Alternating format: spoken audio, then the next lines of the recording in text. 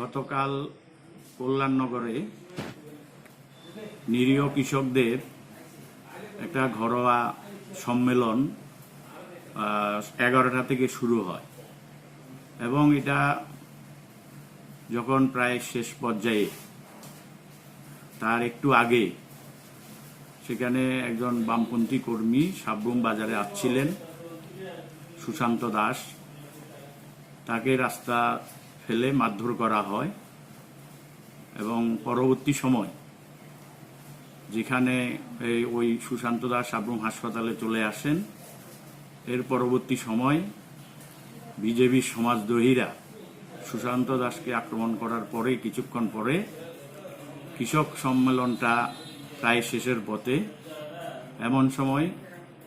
Bike বাহিনী BJP তারা ওই ঘরোয়া সভা যার বাড়িতে হচ্ছে সেখানে অতর্কিত হামলা করে। এই হামলায় আমাদের নিরীহ কৃষক যারা ওই সম্মেলন করছিলেন তারা সেখানে আহত হয়েছেন,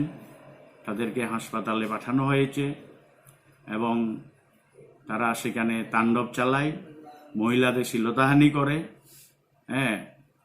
একতরফাভাবে এখানে কোনো কর্মসূচি করা যাবে না, এই ধরনের হুমকি, আক্রমণ, লাঠি এবং ধারালো অস্ত্র দিয়ে আঘাত সংগঠিত করে। আমরা এই সিপিআইএম পার্টি সাবরুম মহকুমা কমিটি আমরা এটা তীব্র নিন্দা করছি। আমরা চাই এই রাজ্যের মধ্যে শান্তির পরিবেশ বজায় থাকুক, প্রশাসন যাতে উদ্যোগ নিয়ে এই শান্তির পরিবেশ বজায় রাখে এবং যারা দোষী বিজেপির সমাজদ্রোহী তাদেরকে অতি সত্বর গ্রেপ্তার করে দৃষ্টান্তমূলক শাস্তির আমরা দাবি করছি।